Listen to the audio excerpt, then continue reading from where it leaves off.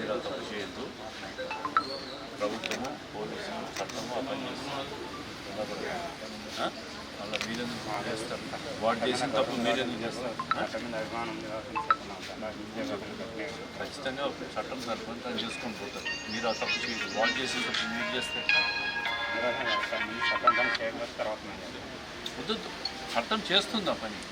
మీరు దాని మీద అనుమానం పెట్టుకో. ఏం చేస్తారు సార్? పేరు ఇద్దరు చనిపోతే పేరు చెప్తాను. ఒకటి లేరని చెప్తాను. పెట్టినాడు కదా ఒకటి వచ్చినా సార్ వాళ్ళు లేరని చెప్తాను. ఇంకొకటి ఇద్దరు పేరు చెప్పాను. ఇద్దరు పేర్లు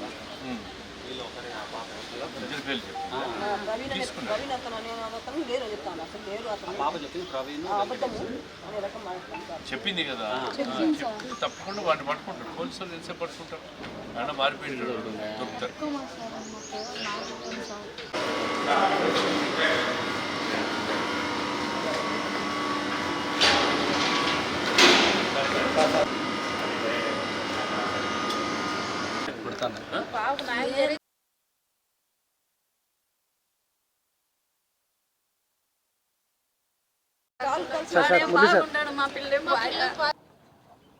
నిన్న కాజీపేట అగ్రహారంలో జరిగిన సంఘటన చాలా దురదృష్టకరం.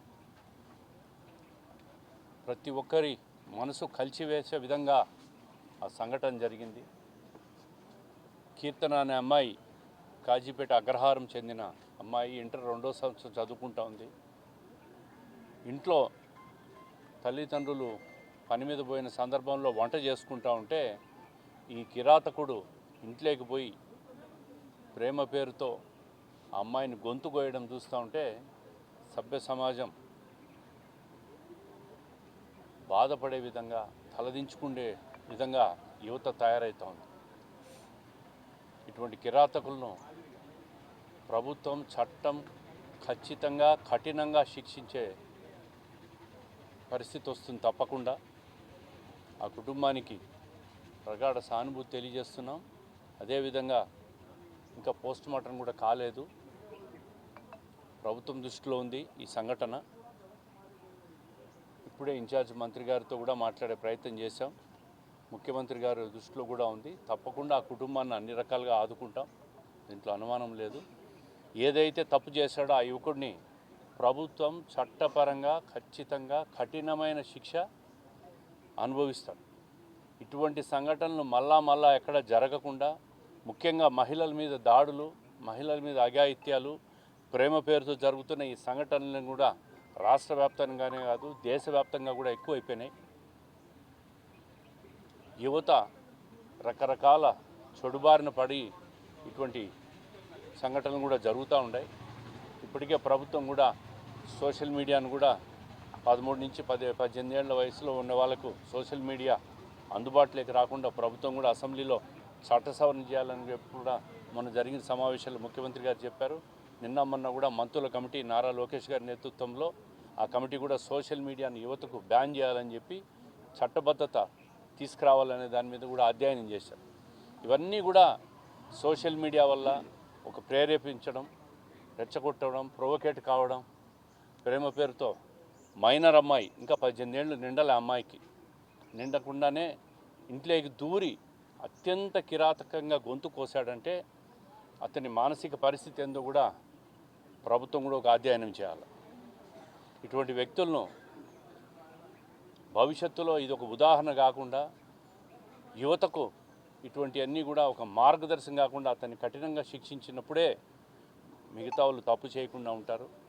ఏది ఏమైనా పోలీసులు ఇప్పటికే చట్టపరమైన చర్యలు తీసుకున్నారు. అతనికి కూడా తప్పించుకొని పోయే పరిస్థితి చూస్తే పోలీసులు కూడా కాల్పులు జరపడం, అతను కూడా కాలుకి దెబ్బ తగిలి హాస్పిటల్లో ఉండడం కూడా గమనించాం. ఏది ఏమైనా చట్టం తన పని తాను చేసుకోబోతుంది. కఠినమైన చర్యలు తీసుకుంటారు. ఆ కుటుంబానికి మాత్రం తప్పకుండా ప్రభుత్వం ఆదుకుంటుంది. తొందరలో ఆ విషయాన్ని కూడా పత్రికాముఖంగా కూడా తెలియజేస్తాం. ముఖ్యమంత్రి గారి దృష్టిలో పెట్టాం. ఈరోజు సాయంత్రానికో రేపటికో తప్పకుండా అమ్మాయికి న్యాయం జరిగేదానికి ఆ కుటుంబానికి కూడా అన్ని రకాలుగా ప్రభుత్వం అండగా ఉంటుందని చెప్పి తెలియజేస్తాం. తల్లిదండ్రులు చెప్తున్నారు, అది పోలీసుల ఇన్వెస్టిగేషన్లో ఆ విషయం కూడా తేలుతుంది. ఇంకొకరు ఉంటే వాడిని కూడా పట్టుకోవడం జరుగుతుంది. ఎందుకంటే అది పోలీసులు వాళ్ళు ఇన్వెస్టిగేషన్లు చేస్తూ ఉన్నారు. ఎస్పీ గారు కూడా ప్రత్యేక చొరవ తీసుకున్నారు దీని మీద. నిన్న ఏదైతే ట్రాఫిక్ జామ్ జరిగిందో అప్పుడే ఎస్పీ గారు అప్రమత్తతో నేను కూడా ఫోన్లో మాట్లాడడం కూడా జరిగింది. ఆయన కూడా చాలా సీరియస్గా ఉన్నాడు దీని మీద. ఈ కేసును పూర్తిగా ఛేదిస్తారు. తప్పించుకున్న ఆ అమ్మాయి ఏదైతే చెప్పిందో అది వాస్తవం అయితే తప్పకుండా పోలీసులు అబ్బాయిని కూడా పట్టుకొని వస్తారు. 24 గంటల లోపల పట్టుకొని వస్తారు, దాంట్లో అనుమానం లేదు. గతంలో మైలవరంలో కూడా ఒక అమ్మాయిని 3 రోజుల్లో 4 జరిగాయి ఇలాంటి ఇన్సిడెంట్స్. దీనిపైన పూర్తిగా లా అండ్ ఆర్డర్ ఫెయిల్యూర్ అయిందని చెప్పి కూడా చాలా ఆరోపణలు. ఇవన్నీ కూడా మొన్న అలంకాన్పల్లిలో ఒక సంఘటన జరిగింది. నిన్న జిల్లాలో రాజుపాలెంలో కూడా ఒక సంఘటన జరిగింది, మర్డర్ కూడా జరిగింది. ఇవన్నీ కూడా చూస్తూ ఉంటే లా అండ్ ఆర్డర్ ఫెయిల్యూర్ అనేది ప్రభుత్వం మీద బాధ్యత కాదు, ప్రజల్లోనే మార్పు రావాలి. యువత ముఖ్యంగా గాంజా వ్యసనాలకు లోనై సోషల్ మీడియాను వేదికగా చేసుకొని రకరకాల ప్రయోగాలు చేసేదాన్ని కూడా మొదలుపెట్టింది. సమాజంలో మార్పు వచ్చినప్పుడు ఇవన్నీ జరుగుతాయి.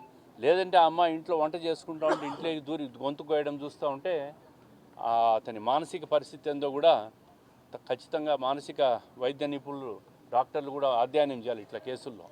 నిన్న అలంకాన్పల్లిలో కూడా ఒక మర్డర్ జరిగింది.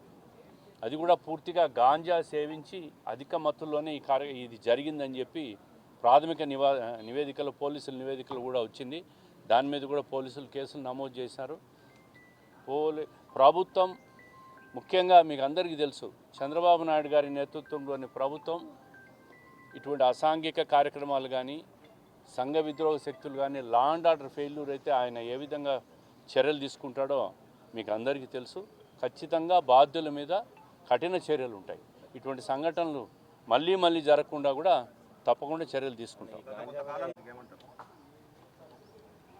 గత ప్రభుత్వంలో గాంజా విచ్చలవిడిగా పారిన విషయం మీకు తెలుసు.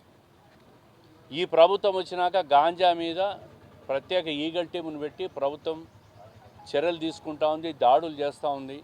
దేశ విదేశాల నుంచి కూడా ఎక్కడెక్కడి నుంచో స్మగ్లింగ్ జరుగుతుంది. స్మగ్లింగ్ జరుగుతున్న తీరు పోలీసులు పట్టుకుంటూ ఉన్నారు, డిఆర్ఐ టీంలు పట్టుకుంటూ ఉన్నారు, ఎయిర్పోర్ట్ నేవీల్లో కూడా పట్టుకుంటూనే ఉన్నారు.